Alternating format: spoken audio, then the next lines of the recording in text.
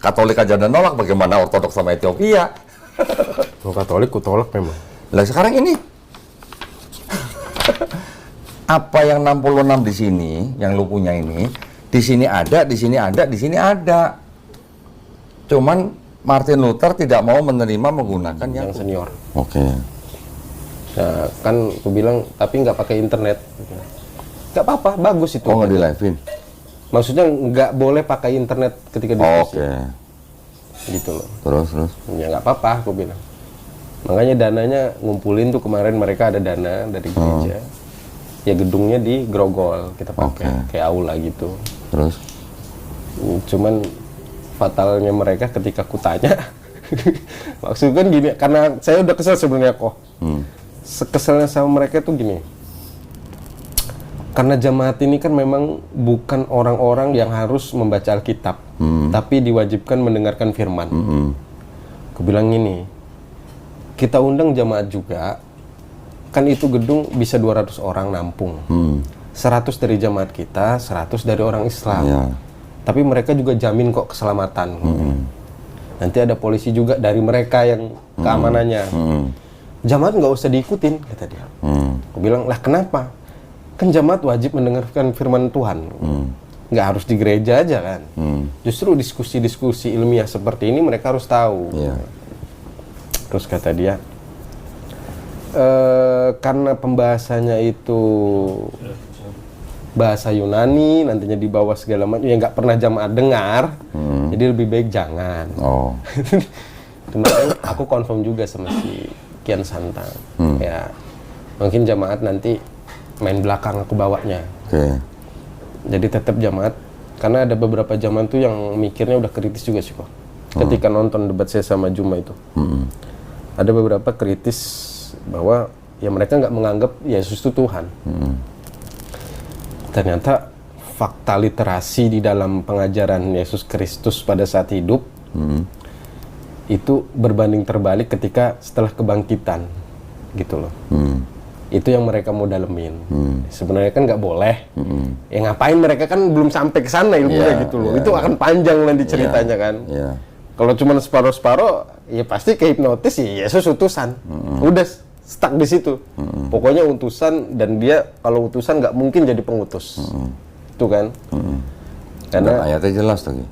Yohanes 13:16. Oh iya jelas. Karena yang diutus itu nggak mungkin lebih tinggi daripada yang mengutus. Iya. Artinya, artinya maksud gue gini.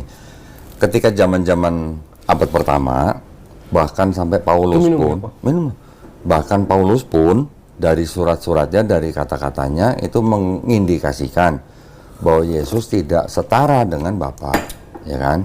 Betul. Tetapi di abad kedua pun oleh Tertullianus juga masih sama, tidak setara. Tetapi ketika masuk abad 4 oleh Athanasius baru dibuat co-equal, co-eternal. Artinya ada evolusi, ada perubahan. Nah, memang seperti tadi Arom bilang, Yesusnya menjadi Tuhan setelah kebangkitan itu.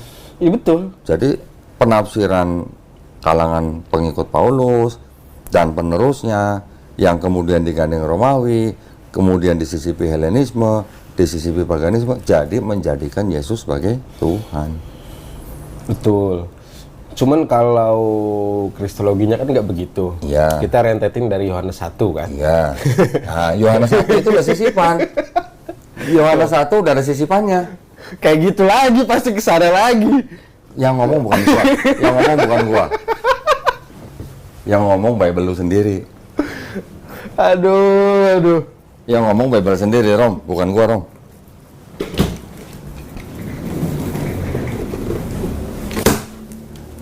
Iya, waktu itu sama Bang Juma kesini tuh diskusi apa? Macam-macam. Ngobrol. Yang waktu video lu sama Zuma tuh ngomongin apa? Ketuhanan. Ya bahasa asli apa yang diomongin waktu itu?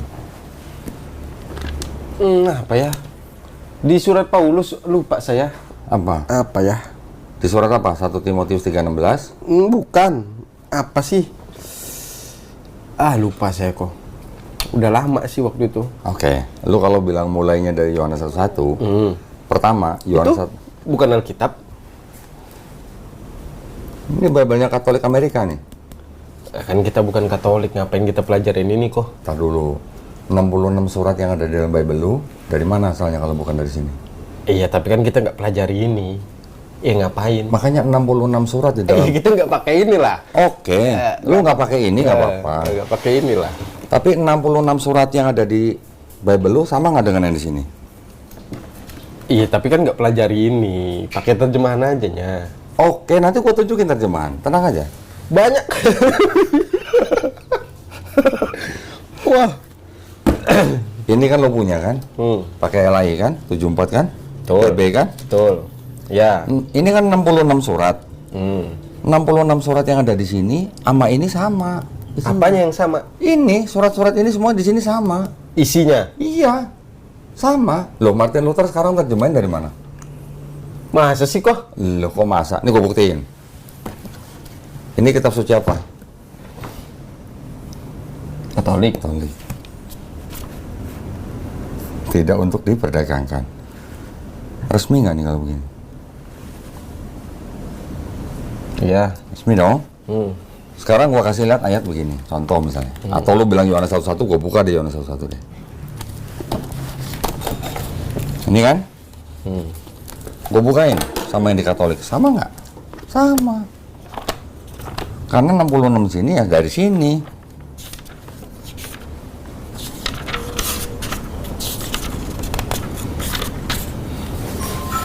Lu cek Yohanes 1:1. Sama nggak?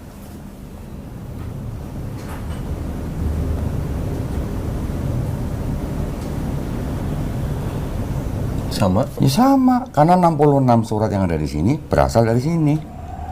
Di sini ada 73 surat, yang 7 surat Deuterokanonika ditolak oleh Martin Luther. Nggak masuk kitabnya Kristen. Yang mana? Nih, Deuterokanonika tuh ini. Contoh ya. Kalau Katolik emang saya nggak pernah pelajari kok. Sirah. Surat apa itu? Namanya surat Sirah. Menceritakan?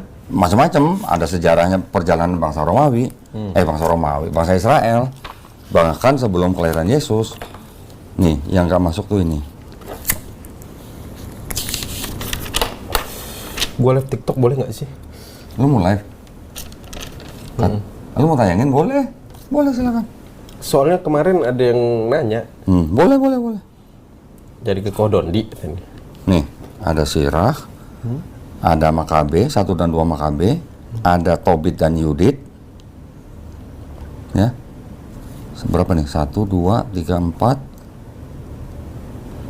5, 6. Ada satu lagi.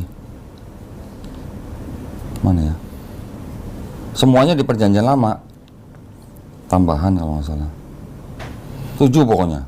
7 kitab di dalam Katolik disebut dengan kitab Deuterokanonika. Gue catat dulu kok. Catat. Coba. Ini gue baru tahu kok. Serius nih? Serius baru tahu gue. Masa lu di STT nggak diajarin? Nggak dipelajari kitab ini. Masa? Serius kok. Nih, Apa aja suratnya? susunannya nih, lu lihat nih. Dari Kejadian, Keluaran. Sama tuh kan, Kejadian, Keluaran, Imamat, Bilangan, Ulangan, Yosua, Hakim-Hakim, Rut, 1-2 Samuel, 1-2 Raja-Raja, 1-2 Tawarik, Ezra, Nehemia, Tobit, Yudit. Nah, tempat itu kan nggak ada Tobit, Yudit. Dari habis Samuel. Habis Nehemia. Tobit, Yudit kan nggak ada di sini. Tobit, Yudit. Terus? Habis itu Esther, ada 1-2 Makabe. 1-2 Makabe kan nggak ada di sini. Esther. Esther ada, Esther di sini ada. Ezra adanya. Esther ada tuh, Esther. Esther. Ezra juga ada. 1-2 Makabe lu di sini nggak ada. Betul kan? Kemudian di sini ada Mazmur, Amsal sama, Pengkhotbah, Kidung Agung sama, Kebijaksanaan di sini ada nggak? Nggak ada kan? Kebijaksanaan? Nih, kebijaksanaan. Terus Sirah. Sirah di sini juga nggak ada. Terus ada lagi Baruh. Baruh juga di sini nggak ada. Masa lu nggak tahu sih? Nggak. Deuterokanonika? Enggak. Bukan, maksudnya buka kitab ini nggak pernah. Orang Katolik jemaat aja nggak akan pernah punya ini karena ini tidak diperdagangkan. Pendetanya pasti punya dong harusnya. Ini memang buat calon pastor. Pastor pegang dong harusnya. Pegang. Ini memang buat calon pastor, makanya tulisnya tidak untuk diperdagangkan. Berarti ini cuma Katolik aja yang punya? Iya. Selain Katolik nggak ada yang pegang? Nggak ada. Karismatik pun nggak pegang? Nggak ada. Ini memang khusus kalangan Katolik karena ini percetakannya Arnoldus ND di Pulau. Berarti nggak di dipakai Pulau ND. dong ke Tritunggal? Pakai. Pakainya? Kan emang Katolik nggak Tritunggal? Katolik Bukan. juga Tritunggal. Di luar dari Katolik kan nggak pakai itu berarti kok? Di luar dari Katolik ini, yang Protestan pakai ini. Iya. Berarti apa kan pakai ini? Iya. Iya. Berarti nggak perlu dibahas ini dong? Gini maksudnya.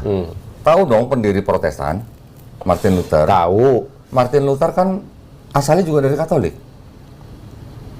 Iya. Ya kan? Iya. Dia protes sama Katolik, sama gerejanya waktu itu. Yang namanya indulgensi. Penghapusan dosa, pengampunan. Betul. Martin Luther bilang pengampunan dosa itu tidak lewat manusia, tidak lewat romo, tidak lewat bishop gitu. Itu urusan langsung dengan Tuhan.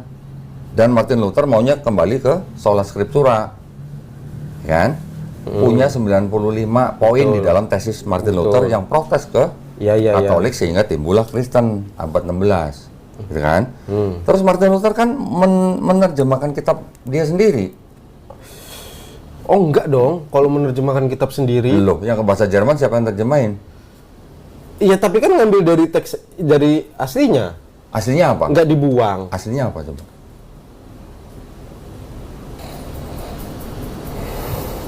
Kita bahas ini aja deh. Oke. Nggak bahas Katolik deh. Iya. Cuman maksud gua kok kasih informasi bahwa kitab yang dipakai oleh Martin Luther juga sama asalnya dari sini. Cuman Martin Luther menolak yang 7 tadi. Yang 7 surat yang ada di sini tadi ditolak oleh Martin Luther. Yang tadi gua sebutin tuh ada Sirach, Tobit, Yudit. Ini yang 7 ditolak. Makanya di sini 73 kitab, ini 66 kitab atau 66 surat. Ini baru 2 nih. Masih ada lagi nih. Pernah lihat ini? Tahu ortodok. Berapa surat? Kalau berapa suratnya belum ngitung. 78. Lebih banyak dari Katolik. Ini yang dipakai Ortodoks. Pernah lihat ini? Katolik ini juga pakai ini. Katolik menolak 5 dari sini. Ini 78, ini 73. Pernah lihat ini? Belum. Ethiopia 81 kitab. Lebih banyak lagi dari Ortodok. Ini sebelum kanonisasi. Sudah dong. Sudah, iya, sudah. Jadi kalau lu baru Katolik aja udah nolak, bagaimana Ortodok sama Ethiopia? Kalau Katolik ku tolak memang. Lah sekarang ini apa yang 66 di sini, yang lu punya ini, di sini ada, di sini ada, di sini ada. Cuman Martin Luther tidak mau menerima menggunakan yang 7 Deuterokanonika di sini, 5 di sini, dan 3 di sini. Banyak amat pembelajaran kodon di sini. Harus. Dulunya estetik juga. Enggak. Terus kenapa? Tuntutan pengetahuan harus lari ke sini. Kalau gua nggak sampai sini, gua nggak bisa ngomong sama pendeta. Gua nanti akan diajarin sama pendeta. Kan nggak semua pendeta tahu ini. Betul. Makanya sekarang gua yang ngajarin pendeta. Ini gue baru tahu ini juga ini. Astagfirullahaladzim. Itu baru tahu ya gitu tuh. Masa lu di STT nggak diajarin? Itu baru tahu gua buku itu. Enggak, di STT nggak diajarin? Enggak. Sekilas saja bahwa memang susunan Alkitab itu ada beberapa sisipan dari dalam Alkitab itu tidak berpengaruh dengan keimanan. Betul. Justru untuk menguatkan keimanan. Betul. Nah, Martin Luther bilang, yang ditolak ini itu tidak ada urusan dengan iman. loh iya. Itu adalah berarti ya cerita, nggak masalah kan? itu adalah cerita sejarah. Ya. Ya oke, fine, itu kan tradisinya Kristen. Kita terima-terima aja. Tapi maksud gua, yang 66 surat ini itu di sini ada dan sama bunyi ayatnya. Tadi udah gua buktiin kan, Yohanes 1 Ya. kan. Sama. Sekarang gua buktiin lagi atau nanti itu Nanti pamungkas nanti deh. Lu mau live TikTok boleh, silakan. Kemarin umat Islam itu yang nagih. Siapa namanya sih? Masih saudaranya si siapa? Tahu Daman nggak? Daman, nggak tahu. Ini anak buahnya Pak Haji. Pak Haji Dedi? Nggak tahu. Kan ada Goldian, ada Daman. Ada Goldian tahu. Daman nggak tahu. Daman ada lagi. Oh gitu. Terus? Kemarin tuh gua live, katanya mau tempat Kodondi. Iya besok, gua bilang. Oh iya. Janji gua tepatin, tenang aja, gua bilang. Datanglah kalau berani, kata dia. Jangan keluar-keluar di sosmed aja. Iya. Udah datengin. Udah janji juga. Kita kalau janji kok. Kalau gue lebih senang begini daripada di online. Kalau di online kan gue susah ngasih lihat beginian. Betul. Betul. Ini belum mulai live-nya. Udah direkam. Ini direkam. Temen nggak live. Oh, Lo mau live bener? TikTok. Silakan kalau mau live TikTok. Tapi boleh. Boleh, kan tergantung lu kan tamunya lu. Kalau gua mau bebas. Tergantung lu bebas gua mah. Gua rekam, kalau lu boleh nanti gua tayangin di YouTube, gua tayangin. Kalau lu nggak boleh, gua nggak akan tayangin. Yang penting ada yang beberapa diedit aja sih. Boleh, nanti sebelum ditayangin, gua akan kirim linknya ke Arom. Arom tonton dulu, apa yang perlu di-cut, kasih tahu aja. Nanti gua cut. Nanti gua cut. Tenang aja. Kalau di sini mas di video bisa. Pakai itu aja. Apa namanya? Itu tuh ada tuh. Rom, ada phone holder tuh.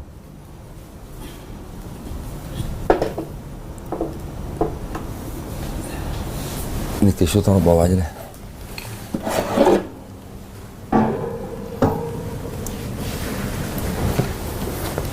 Gini nggak sih? Asik, Gini ya. asik. Lagi di tempat Kodondi. Widih. Ini udah aku penuhi ya. Udah aku penuhi ke tempat Kodondi. Jadi jangan tanya-tanya lagi, udah ke tempat Kodondi atau belum. Udah aku penuhi nih. Asik. Kalau ngerokok TikTok ini TikTok nggak boleh rokok. Iya, lu jangan sampai kelihatan rokok. Kalau TikTok, kalau YouTube masih oke. oke. Ya, ini gue cuma jelasin dari sisi kitabnya doang nih. Yang tadi lu bilang Yohanes 1:1, yang gue bilang sisipan Helenisme Yunani, yang ngomong bukan gua, yang ngomong kitab ini sendiri nih. Ini sama, ini kitabnya Katolik, tapi ini untuk orang Amerika. Versinya namanya New American Bible. Oke. John 1:1. Lu cek isinya sama nggak dengan ini? Lu cek Yohanes 1:1. Coba saya mau tahu dulu 1 Yohanes 5 ayat 7 itu kok. Oh, lu mau langsung ke situ? Itu sisipannya dari mana kok? Oke. Kutanya dulu itu. Oke. Lu buka 1 Yohanes 5:7. Di situ. Yang di situ. 1 Yohanes 5 ayat 7. Ya. Mau langsung ke pamungkas saja nih. Enggak, saya penasaran aja. Itu kan kuat itu. Oh iya. Sangat-sangat kuat. Sangat-sangat kuat itu. 1 Yohanes 5:7. Buka. Nah, gua harus buktiin ke lu nih bahwa ini asalnya dari sini.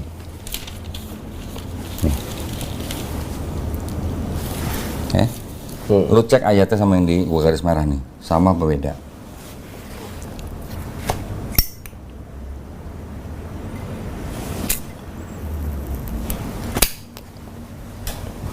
Sama. Sama kan? Sama. Lu baca di bawahnya ada keterangannya. Aspa Katolik mana tuh? Nah, kan ini yang dimaksud dengan Martin Luther kok. Di atas mana? Itu bukan komennya Martin Luther ya? Bukan. Ya. Maksudnya gini, yang dimaksud oleh Martin Luther, kenapa ada banyak sisipan? Itu nggak berpengaruh sebenarnya kok. Benar nggak sih? Karena makin menguatkan iman kan? Enggak. Justru di sini disebutin bahwa ayat ini tadinya catatan di pinggir halaman. Oke.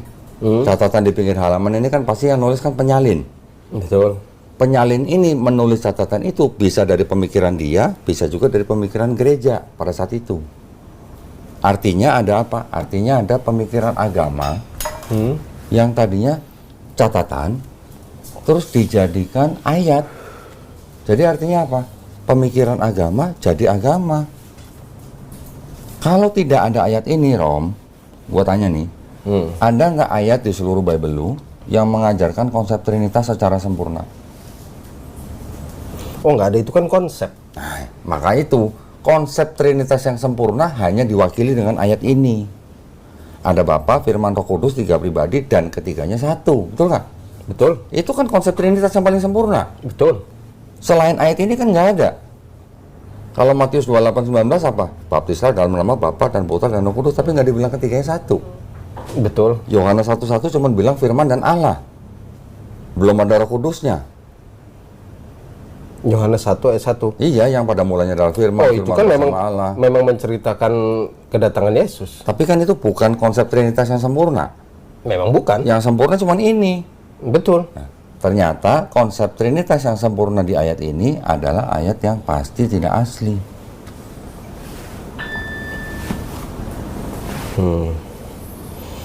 Berarti ambilnya dari ini apa tadi? Kitab suci Katolik. Dari Katolik. Ya, tidak hanya Katolik. Kitab-kitab Kristen Protestan pun, ya kan gini. Kristen ketika memberikan kitabnya itu punya dua aliran. Yang satu konservatif, yang satu kritik teks. Betul. Yang konservatif ini contohnya LAI. Dia ada ayat sisipan dimasukin. Tapi yang sekarang TB2 sudah dikasih tanda kurung. Ada beberapa yang tadinya nggak ada tanda kurung, jadi ada tanda kurung. Kitab-kitab Kristen yang kritik teks, contohnya seperti NIV, RSV, tidak mencantumkan ayat itu. Dan belasan ayat lain yang dianggap tidak asli. Anda gue barangnya, jadi gue punya barang bukti. Ya, nih gue tunjukin. Jadi ada dua aliran. Ini namanya New International Version.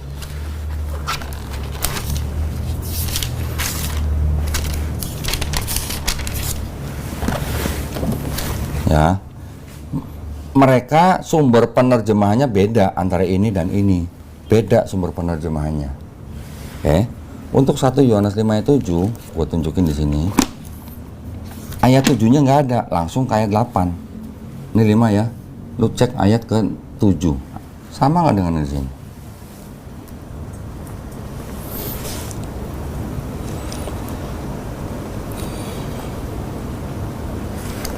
Anda nggak di sini? The Father, the Word, and the Holy Ghost, and these three are one.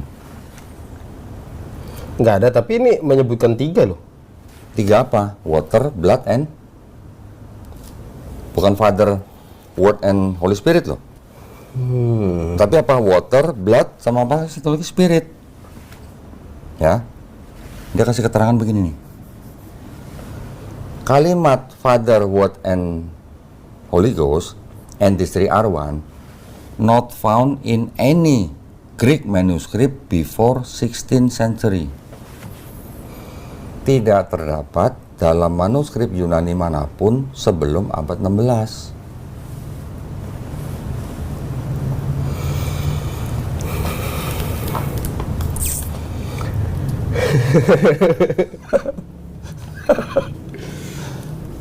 Itu yang dulu bikin gua keluar dari Kristen, Rom.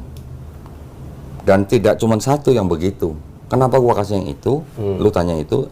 Dan memang itu cuman itu doang yang mengajarkan konsep Trinitas. Tapi kan gini, Kodondi kan dulunya Katolik kan ya? Protestan. Protestan. Karismatik gua sama lu. Oh, karismatik juga. GBI gua. Oh, terus keluarnya gara-gara belajar ini? Iya, Bukan yang lain. bukan. Ini. Contoh, salah satu yang membuat Kodondi nggak percaya lagi Kristus Juru Selamat itu apa? Oke, Kristus Juru Selamat. Berarti Kristus Juru Selamat itu kan sudah menjadi konsep keselamatan. Oh iya, memang Ya. Dia penyelamat, Juru Selamat kan? Oke. Yang mengajarkan Yesus Juru Selamat dalam empat gospel. Empat gospel nih, Matius, Markus, Lukas, Yohanes. Juru Selamatnya ini Juru Selamat yang bisa disamakan dengan Juru Selamat nabi-nabi yang sebelumnya. Contoh Nabi Musa. Oh enggak, tapi kan nabi-nabi sebelumnya nggak tertulis Juru Selamat. Betul, nggak tertulis Juru Selamat. Kalau di Yesaya yang tertulis Juru Selamat malah Elohim sendiri. Iya dong. Oke. Tetapi maksudnya Juru Selamat di situ yang disebutkan Yesus dalam 4 gospel ini, artinya kan yang membawa bangsa Israel selamat. Ini kita nggak ngomongin anak Tuhan dulu nih, nggak ngomongin anak Allah dulu nih. Tapi kan kata kuncinya Juru Selamat kok. Iya, mau disebut Juru Selamat itu adalah sudah menjadi paham atau teologinya Kristen-Kristen awal. Ya. Tapi juru selamat yang tertulis di dalam 4 gospel ini sebenarnya kalau mau diartikan, artinya itu bisa diartikan bahwa Yesus ya benar juru selamat karena dia memang diutus hanya khusus untuk bangsa Israel. Dia juru selamat untuk bangsa Israel. Oh enggak dong, Kisah Para Rasul. Ini gua ngomongin 4 gospel nih. Enggak, nanti dulu. Karena keterangannya kan di Kisah Para Rasul bahwa Kisah di Para bawah kolong langit ini hanya dengan nama dia keselamatan. Itu perkataan Yesus bukan? Bukan, tapi kan gini loh. Rasul-rasul yang dipilih itu kan hidupnya nggak jauh dari Yesus kan. Satu zaman sama Yesus. Betul. Betul.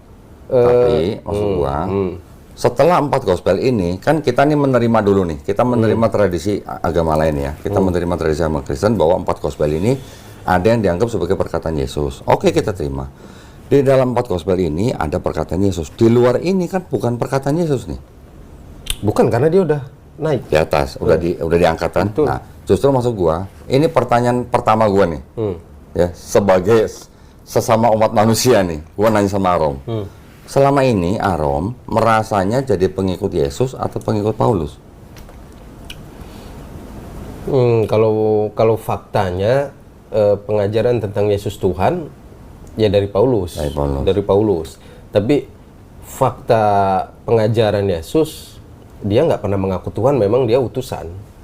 Itu Jadi, yang faktanya. Sekarang di dalam keyakinan Arom, Arom ini merasa pengikut Yesus atau pengikut Paulus? Keduanya sih. Keduanya? Yakin? Iya dong. Sunat? Sunat? Makan babi? Enggak. Puasa? Puasa ada. Berapa hari? Yang ngikutin kalian puasa. Ramadan? Ya. Anda? Enggak ada. Iya enggak, Yesus di situ kan puasa 40 hari. Oke, nggak apa-apa, lu puasa Ramadan nggak apa-apa. Perintah kan nggak ada. Tunggu sebentar. Lu doanya sujud? Enggak. Kenapa? Ya duduk aja kalau di kamar. Yesus sujud nggak? Iya sujud, cuman kan nggak perlu harus. Yang bilang nggak sujud. perlu siapa? Yesus atau Paulus? Loh, kita kan sebagai anak Tuhan kok. Iya. Tapi maksud gua, kalau lu pengikut Yesus, kan lu mengikuti apa yang Yesus lakukan harusnya. Loh, itu kan interaksi dia dengan bapaknya. Iya. Beda dengan pengikutnya dong. Kenapa? Kenapa nabi-nabi sebelum Yesus pada sujud nggak? Karena nggak diwajibkan juga bersujud oleh Yesus. Oke, nabi-nabi sebelum Yesus sujud nggak? Musa, Umatnya sujud nggak? ya sujud kan dalam momen-momen tertentu aja kok. Menyembah Tuhan. Nanti kita buka ayatnya. Kan ketika berdoa, bersujud, karena kan momen-momen tertentu aja meminta pertolongan. Menyembah Tuhannya juga sujud. Iya, nanti kita buka. Ya, nanti kita bisa buka. Orang Kristen kalau mati di kafannya masuk peti. Peti? Sama nggak sama Yesus? Nggak ada unsur perintah di situ kok. Oke. Jadi enggak. Gini. Gua nggak tahu bilang perintah, tapi kan gua tadi tanya pengikut. Kalau Yesus buat itu teladan bukan? Gini ya, teladan itu satu perintah yang memang diperintahkan oleh Yesus. Kita harus bersikap seperti apa di dunia kan. Oke. Gini, kalau itu dia nggak memerintahkan, hanya dia mencontohkan, bukan mencontohkan juga sih. Itu kan interaksi dia dengan Bapak ketika pengajaran. Bukan memerintahkan umatku harus seperti ini, enggak. Oke. Pertanyaannya, Yesus kalau begitu jadi teladan nggak buat Arom? Teladan dong. Teladan. Kalau teladan kenapa nggak ngikutin apa yang dia lakukan? Namanya teladan kan kita mengikuti apa yang dia lakukan. Nggak gitu loh kok. Berarti bukan teladan kalau gitu. Gini. Oke, nanti dulu. Nanti dulu.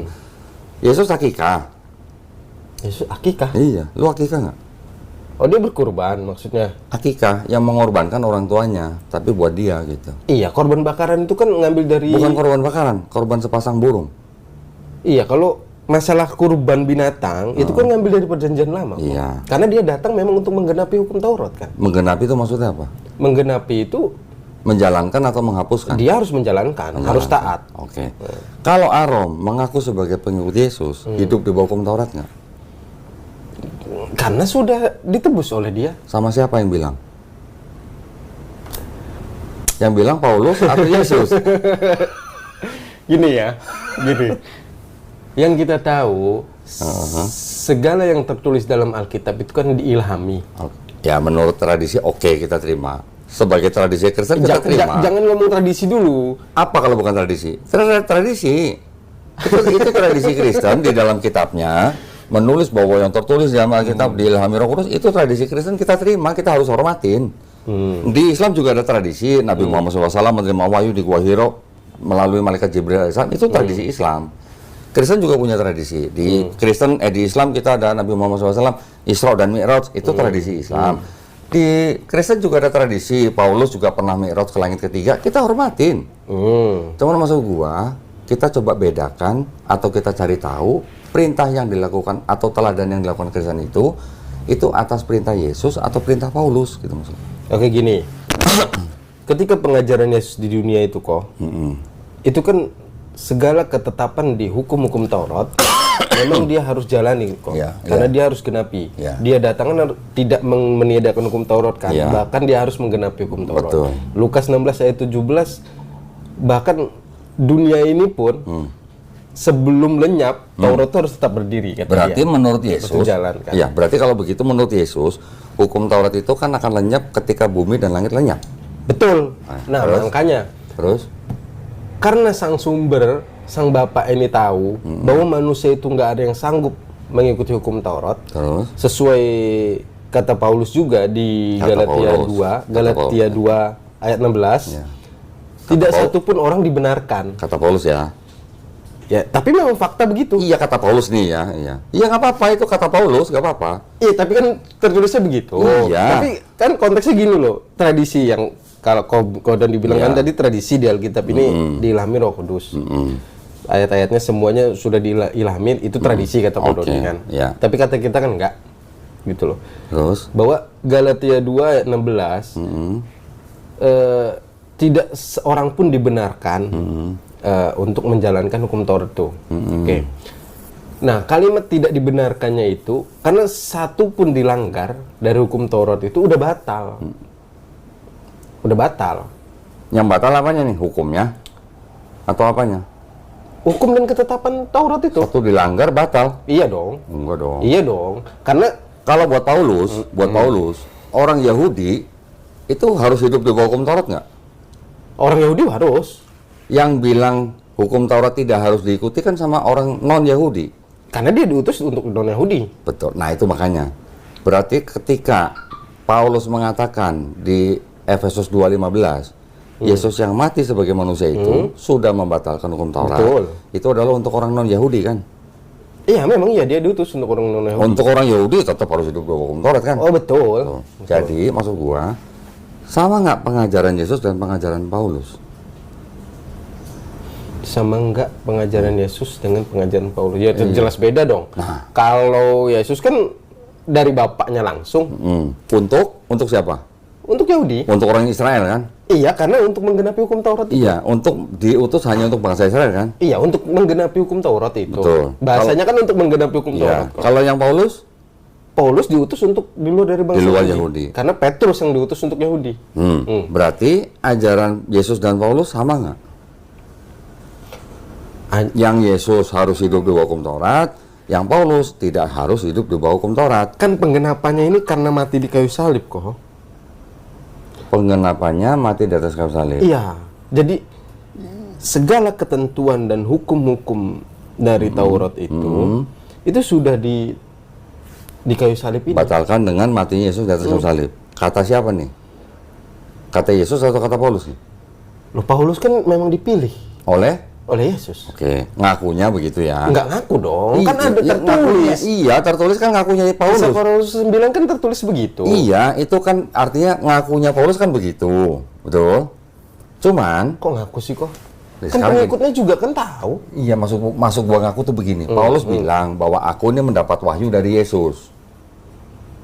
Aku bertemu Yesus. Bahkan Paulus mengaku aku bertemu Yesus dengan cara apa? Melihat cahaya, mendengar suara. Betul. Kan? Itu kan pengakuan Paulus yang ditulis dalam kitab ini, gitu kan? Pengakuannya, iya. Ya kita hormatin. Cuma maksud gua sekarang setelah Paulus mengaku sebagai rasul, mengangkat dirinya sebagai rasul, dan mengaku mendapat wahyu dari Yesus, ajarannya Paulus dan ajarannya Yesus nih sama atau beda, gitu maksud gua. Oh beda. Nah, kalau beda, yang lu ikutin yang mana? Yang Paulus apa yang Yesus? Bedanya kan bukan menghilangkan semua, cuman ketentuan atau hukum-hukum dari Taurat ini kan yang dihilangkan kok. Kalau Tauratnya tetap ada. Iya. Gitu. Sekarang, kan tadi gua tanya nih pertama nih. Arom sebagai orang Kristen merasanya pengikut Yesus atau pengikut Paulus? Keduanya dong. Keduanya. Bisa nggak disebut keduanya sedangkan Yesus mengikuti hukum Taurat? Ya itulah kebaikan Yesus, membatalkan hukum Taurat di kayu salib untuk menebus kita semua. Bisa nggak tunjukin ke gua, Yesus ngomong, kalau nanti gua mati di atas kayu salib, itu gua ngebatalin hukum Taurat. Oh nggak tertulis, tapi kalau dia harus mati di salib kan ada kan? Untuk membatalkan Taurat? Oh, bukan untuk membatalkan Taurat, tapi di balik itu Menebus dosa banyak gini. orang. Markus 10:45. Enggak. Karena besar kasih karunia Bapa Oh, Yohanes akan dunia 3:16. ini, ya. Dia menganugerahkan anaknya kan yang tunggal kan. Di situ kan katanya mengaruniakan. Mengaruniakan untuk manusianya. Ya. Itu di ama Kristen diartikan atau ditafsirkan dengan mati di atas kayu salib. Iya dong. Berarti karena begitu besar kasih Allah atas dunia ini sehingga disalibkanlah Yesus supaya yang percaya kepada Dia Selamat. kekal. Mendapatkan hidup kekal. Kata mengaruniakan ditafsirkan menjadi disalibkan gitu kan? Bukan. Habis apa? Karena gini kok. Didukung dengan Matius 16, 21 sampai seterusnya. Bahwa dia yang memberitakan bahwa dia harus mati. Dia harus datang ke Yerusalem dan harus mati disalibkan. Matius 16 Ya. mengutip dari Markus. Iya, terserah Ya, Kodon itu. memang iya ada nanti gua ada. iya. Nanti gua tunjukin, nanti gua tunjukin. Lukas, makin Matius seru nih. menyadur Makin seru. Markus. Nanti gua tunjukin. Gini. Terus nanti ujung-ujungnya ke Markus 10 ayat 45. Gini. Kasih karunia itu kan mungkin Kodon udah tahu ya. Ya. Kasih karunia yang diberikan Bapa kepada dunia ini, kepada manusia ini melalui perantara anaknya yang tunggal. Oke. Bahkan anaknya yang tunggal sendiri ini berbicara bukan atas kehendaknya kan, melainkan kehendak Bapa di surga kan. Berarti ucapan yang di Matius 16 itu berarti ucapan dia berasal dari Bapa kan, bahwa dia memang harus datang dan untuk mati di kayu salib. Tujuannya apa sih? Tujuannya untuk membebaskan umat manusia dan memberikan karunia, kasih kepada manusia. Itu kok sebenarnya. Tahu nggak kalau itu disadur dari Markus 10:45 yang menurut sarjana-sarjana Kristen sendiri itu sebenarnya bukan perkataan Yesus. Itu adalah ciptaan penulis Markus. Ya. Ini dari mana nih? Nanti gua tunjuk. Enggak, maksudnya gini. Nanti gua tunjukin, nanti gua Maksudnya kalau Kodondi kan bilang ini menurut sarjana Kristen sendiri. Bukan Islam. Ya. Iya, ini dari mana nih? Kalimat ini nih. Ada bukunya. Nanti gini, sebelum ke situ, gua mau balik dulu gini. Yang tadi gua maksud ajaran Paulus dan ajaran Yesus beda. Ada nggak di 4 gospel, Matius, Markus, Lukas, Yohanes, walaupun ini saling sadur menyadur, Yesus pernah mengajarkan dosa waris. Dosa waris? Oh enggak dong. Nah, yang mengajarkan dosa waris Apa dosa adalah maut dari Paulus. Bagaimana ajaran Yesus buat masuk kerajaan sorga di 4 gospel ini? Oh, kan beda ya. Kalau gini loh. Justru ini kita sedang mengidentifikasi Nah, gini. perbedaan Paulus dan Yesus gitu. Gini maksud gua. ya kok ya. Ya. Gini. Kita berangkat dari tujuan dia datang dulu sih. Oke. Menurut siapa? Menurut Yesus atau menurut Paulus nih? Menurut Bapak. Menurut Bapak? Iya, yang Yohanes diceritakan di Yohanes sampai 3:16. ya, sampai seterusnya. Terus? Bahwa dia datang untuk apa sih? Sesuai dari Lukas 2 ayat 10 ayat 11, kedatangannya itu dirincikan bahwa di Lukas 11 dia adalah juru selamat. Bahkan di Matius 2 ayat 1 ayat 2 bahwa orang maju saja tahu bahwa akan datang, kedatangannya ditunggu-tunggu. Bahkan orang Majus pun ingin menyembah dia ketika berjumpa kan. Menyembah sebagai? Ya nanti dulu kesananya. Oke. Intinya kan orang Majus ini bukan orang bodoh kan. Kan tadi kan menyembah kan, menyembah. Iya, sujud kan. Iya. Kan sujud katanya konteksnya menyembah sujud. Bisa menyembah sebagai Tuhan, Oh, beda bisa lagi. enggak, bisa juga menyembah, bisa menyembah di dalam bahasa Yunani apa? Proskuneo. Nah, Ya. Anjing jilat kita aja pakai kata proskuneo gitu. Jadi kalau kita bilang menyembah atau sujud itu harus ngelihat kejadiannya apa.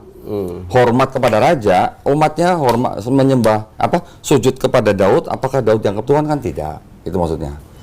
Tapi oke, terus. Sampai mana tadi ya?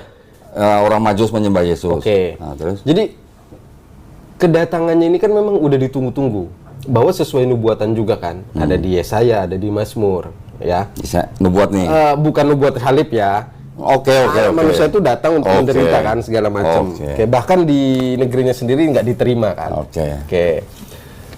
Kita tahu dulu nih, dia datang ini untuk mengajarkan apa sih Oke, tujuannya, ya, ya kan? ya. Tujuannya kan udah jelas semuanya tertulis di semua tempat kitab tadi, bahwa dia datang itu bukan untuk mendiakan hukum Taurat, tapi mengajarkan hukum Taurat.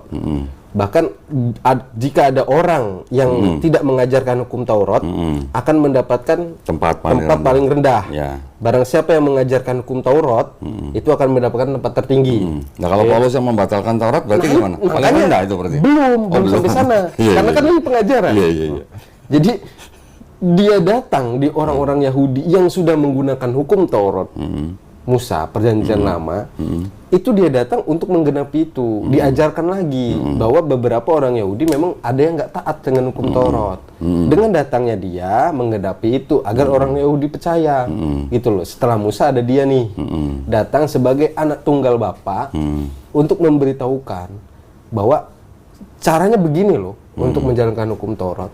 Dia disunat, ya tadi dia akikah ya, Sunat, bilangnya. akikah, baptis, sujud, dikafanin. segala macam.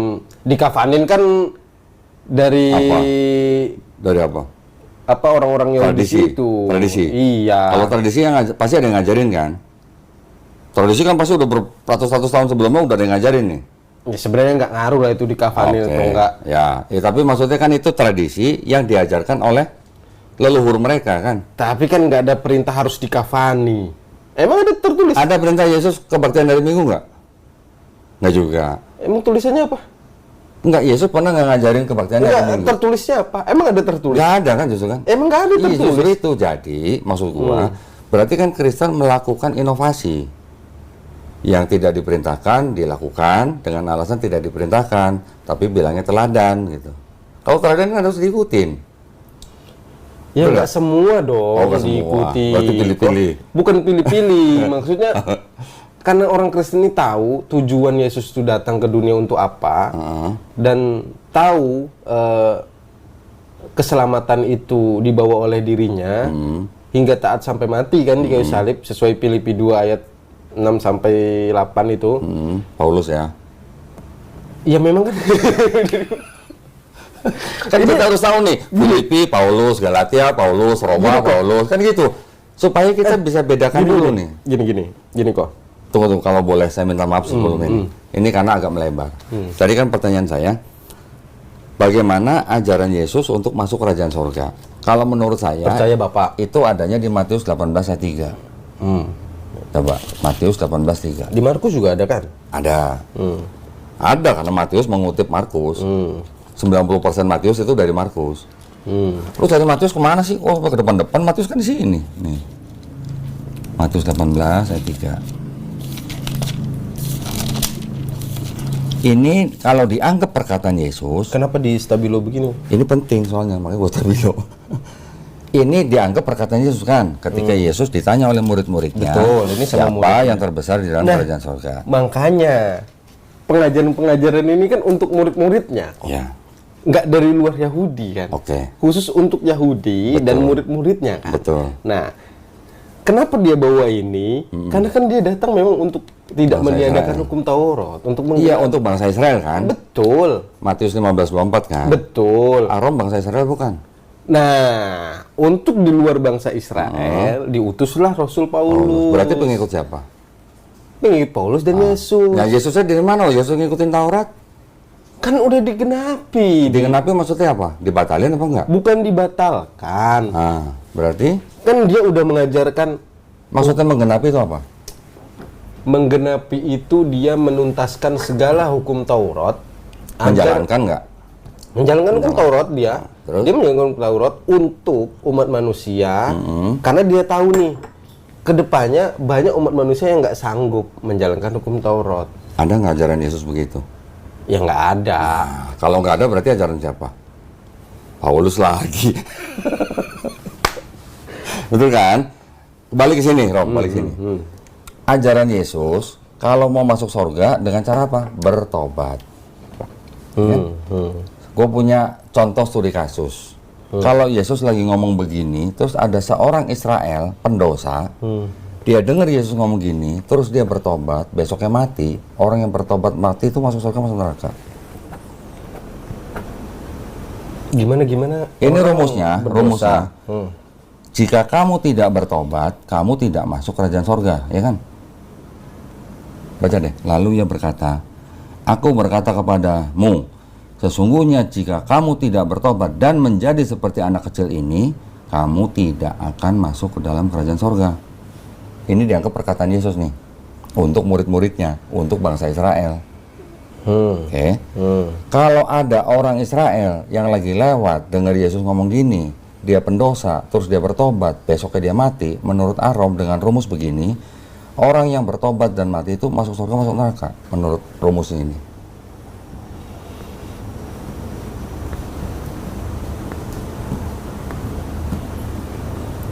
Ya kalau nggak dibaptis nggak masuk surga lah. Di mana ada ayat kalau lu nggak dibaptis lu nggak masuk surga? Awal mula pertobatan kan melalui baptis. Ada nggak kalau lu nggak dibaptis lu nggak masuk surga? Ayat begitu. Kalau tidak dibaptis, Nggak masuk surga, ada nggak? ya syarat untuk mengikuti Yesus bukan baptis. Untuk mengikuti Yesus, Yesus saja minta Yohanes Pembaptis yang baptis. Mencontoh. Tapi Yesus nggak pernah ngomong kalau lu nggak dibaptis lu nggak masuk surga, lo nggak pernah ngomong gitu loh. Gua nggak pernah baca begitu. Tapi kalau ini jelas ngomongannya kerajaan sorga nih. Kalau lu nggak bertobat lu nggak masuk kerajaan sorga nih. Kalau dibenturin pengajaran Paulus sama pengajaran Yesus ya memang beda. Bentrok. Pasti ada yang bertolak belakang maksud gua. Jadi makanya tadi gua tanya pertama, Arom ini merasa pengikut Yesus atau pengikut Paulus? Kalau menurut ajarannya udah pasti ikut Paulus. Tapi kalau mengikuti yang dilakukan Yesus berarti teladannya, itu pun tidak semua. Ada sebagian yang mengikuti teladan, ada ortodok mengikuti sholat sampai 7 kali, sunat, puasa, sujudnya juga ada mereka. Mereka sujud loh, ortodok loh. Ya. Yang dikafani juga mungkin ada tapi zaman dulu, sekarang udah enggak. Tapi maksud gua, ajaran keselamatannya Paulus dan Yesus ini beda. Bedanya di sini, ini kuncinya. Ini kalau kita bandingkan dengan ini akan kelihatan jauh beda nih. Roma 5:12.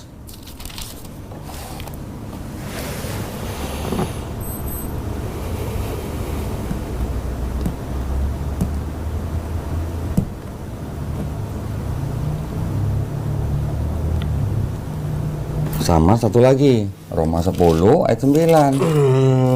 Ini yang pasti jauh beda nih ayat 9 nih. Mana nih?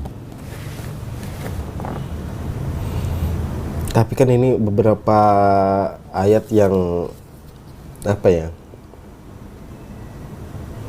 Yang enggak ini sih. Ngapa? Apa namanya? Ada beberapa ayat juga kan yang membantah ini juga kan gitu loh. Yang membantah tadi itu bahwa Membantah? yang tadi yang dibawain Membantah tadi. Matius 18:3. Yang membantah Paulus. Atau Iya, siapa? iya, konsep keselamatan kan setelah kebangkitan. Nah, iya, makanya kalau buat Arom, Matius 18 ayat 3 ini konsep keselamatan bukan? Iya, pertobatan itu konsep keselamatan untuk Oke. mengikut hukum Taurat. Sip. Ini konsep keselamatan bukan? Roma 10 ayat 9. Jika mulutmu mengaku Yesus sebagai Tuhan yang telah dibangkitkan dari antara orang mati, maka kamu diselamatkan. Iya. Ini konsep keselamatan. Hmm. Paulus kan? Sama nggak dengan Yesus yang Matius 18:3? Karena kan kita harus percaya dengan Yesus kok untuk mendapatkan hidup kekal. Yesus ngajarinnya untuk dapat hidup kekal gimana? Cuman bertobat. Sekarang saya akan buktikan. Enggak, pertobatan itu kan untuk orang yang menjalankan hukum Taurat sih kok. Kalau nggak menjalankan hukum Taurat berarti nggak perlu tobat. Yang penting percaya Percaya bahwa keselamatan ada di dalam diri Yesus Yesus sebagai sebagai Tuhan dan juru Tuhan. selamat. Tuhan yang dimaksud itu kan dalam bahasa Indonesia itu Theos dalam bahasa Yunani bukan? Theos, Yakin? Theos dalam bahasa Yunani? Pernah nggak Paulus menyebut Yesus sebagai Theos? Oh, nggak pernah. Nah, Theos itu Bapa. sebagai apa? Theos Theos itu bukan ini, nanti gua salah lagi lah TikTok ini ngomong. Kalau gua ngomong Allah. Paulus pernah nggak nyebut Yesus sebagai Theos? Nggak pernah. Nggak pernah. Nggak pernah. Nyebutnya apa? Kurios. Kurios kalau di Jawa apa? Gusti. Tapi sama yang lain jadi Tuhan. Sekarang gue tanya, kata Tuhan dan kata Allah yang di dalam kitabnya Arom, bedanya apa? Allah ini kan bukan suatu nama loh kok. Iya, di Kristen ini bukan nama, di Kristen bukan nama. Makanya gue nanya, karena Allah di sini bukan nama, jadi bedanya sama Tuhan apa? Tuhan itu kan gelar. Gelar. Allah gelar bukan? Allah itu bukan nama. Allah Iya, itu, gelar bukan? Allah itu sang sumber. Gelar bukan? Allah bukan nah. Kalau bukan gelar apa? Jangan ada Allah lain di hadapanku gitu. Allah itu apa? Allah itu sang sumber. Iya, gelar bukan? Dari Bukan. sisi bahasa. Bukan kalau menurutku. Bukan? Bukan. Kalau Tuhan gelar. Iya, Jadi bedanya apa Tuhan sama Allah? beda dong. Kalau sang sumber itu kan yang memiliki, kemudian sang firman ini Pencipta. yang Yesus ini penciptanya. Gitu. Yesus. Iya dong, kan Yesus. itu firman. Oh, berarti Yesus Allah atau Tuhan? Tuhan. Bukan Allah kan? Tadi kan lu bilang yang sumber yang Allah. Gini. Allah ini kan punya roh dan firman. Oke. Di Yohanes 1 ayat 1 kan firman itu telah menjadi manusia. 1:14. Iya. Yang jadi kan manusia 14. Ya kan menceritakan kejadian untuk menjadi manusianya Ya. kan di situ dari Yohanes 1 ayat 1 kan. Ya. Pada mulanya firman Ya. ya. Firman bersama-sama dengan Allah dan firman itu adalah Ya, Allah menjadi manusia di ayat 14. ya Yohanes 1 ayat 14-nya. Kemudian Yohanes 1 ayat 18-nya bahwa anak itu sendiri yang akan memperkenalkan bapaknya. Oke. Jadi Ntar gua ambil handphone. Lu, kita jangan muter-muter. Yang gua tanya bedanya Tuhan sama Allah apa di dalam Bible?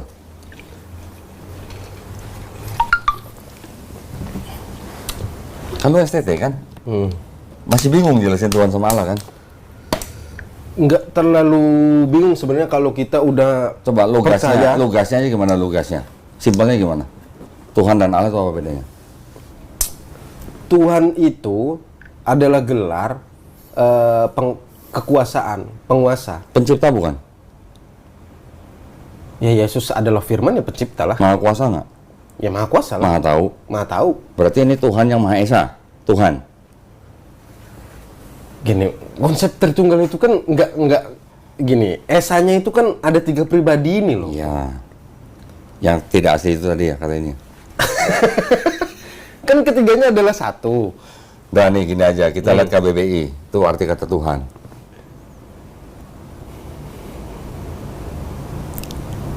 Ya. Setuju, gue setuju kalau lu bilang Setelah kebangkitan dan naik ke surga, dia kan kembali kepada sang sumber firman ini. Makanya naik dengan tubuh kemanusiaannya. sebelum bangkit dia Tuhan bukan? Sebelum bangkit manusianya. Iya. Manusianya bukan Tuhan. Oh, berarti lu bukan aliran Trinitarian. Berarti lu aliran Gini. separatisme kalau gitu. Gini loh kok. Ya. Ini yang salah konsepnya ya. Sebenarnya kalau yang saya tahu ya, firman itulah yang bisa disebut Tuhannya, bukan manusianya. Karena daging itu ditambahkan kan, Oke. dijadikan kan, ada penambahan kan di situ. Kalau firmannya ya tetap ilahi gitu. Karena dasarnya memang dari sang sumber gitu Jadi? loh. Jadi kalau mau bilang manusianya ini juga Tuhan, masa Tuhan mati juga di kayu salib kan nggak mungkin.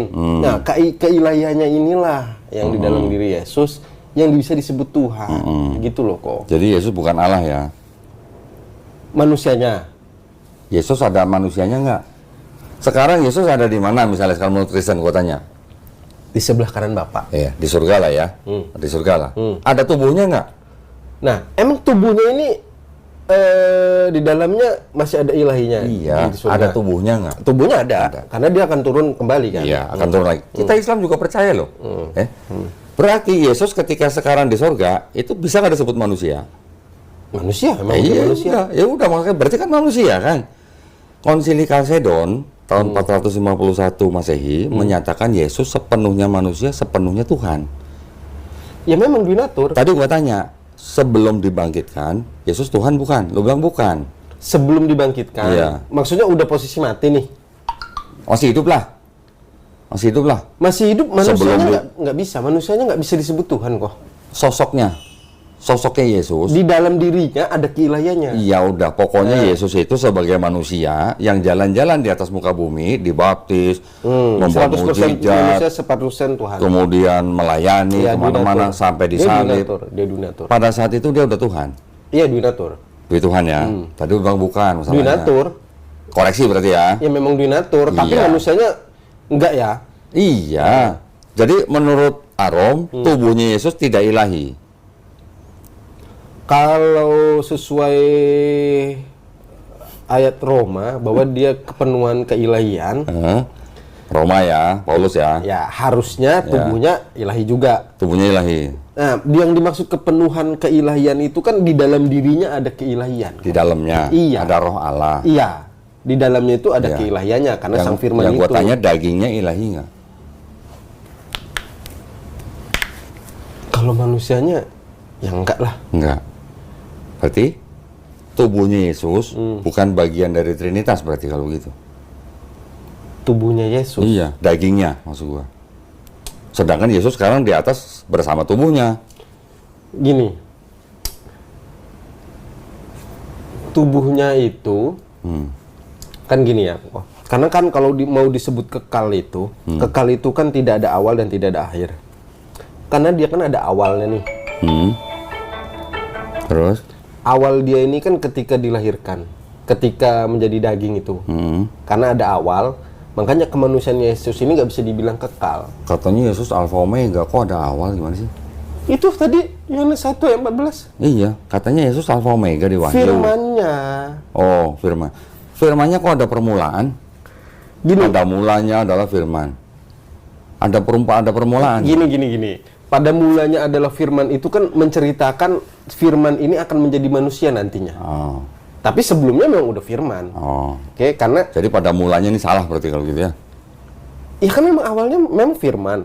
Awalnya sebelum ini Yesus ini ada, itu kan firman. Awalnya memang firman. Sebelum manusia Yesus ini awalnya Berarti firman itu punya awal. Kok firman punya awal? Lah, pada mulanya gimana? Gini, pada mulanya adalah firman itu kok. Iya. Firman ini Tadinya ada atau nggak ada tadinya? Ada. Oh, tadinya ada. sudah ada dong. Oke. Dari kejadian pun Kenapa sudah disebut ada. pada mulanya ya? Salah bagaimana terjemahannya? Ini kan mau menceritakan akan menjadi manusia Yesus. Oh. Firman itu. Oh. Bener nggak sih? Jadi ya nggak tahu, lu tolong jelasin enggak. gua. Kata pada mulanya itu dalam bahasa Inggris in the beginning of what gitu. Pertanyaannya. Permulaan maksudnya. Iya, permulaan apa gitu? Kok bisa ada permulaan gitu? Kalau itu memang benar-benar Allah, gitu. Permulaan untuk menjadi si manusia Yesus ini. Permulaan. Si Ketika mau jadi Yesus baru disebut ada mula. Gini loh, ini kan menceritakan permulaan akan menjadi dagingan Yesus Iya, ini. iya. Si firman ini. Iya. Nah, firman ini sebelumnya memang udah ada. Nah, di Yohanes 1 ayat 1 itu menceritakan firman ini mau jadi daging Yesus Oke. ini, gitu loh. Oke, sekarang kita buka ya Yohanes 1 ya. Menjadi ayat andalan Arom kayaknya di Yohanes 1 nih. Injil mana lagi nih? Ini sama sama di sini. Banyak kali, Bah. Ini lihat nih. Tolong dicek sama nggak ayatnya Yohanes 1 nih. Ini apa? Roma. Yohanes ini. Tolong cek bahasa Inggris dan bahasa Indonesia sama nggak? In the beginning was the Word, and the Word was with God, and the Word was God. Sama nggak sama ini? Pada mulanya adalah Firman, Firman itu bersama Allah, dan Firman itu adalah Allah. Terus? Sama? Iya, terus? Baca di bawah. Yang kuning-kuning apa tuh?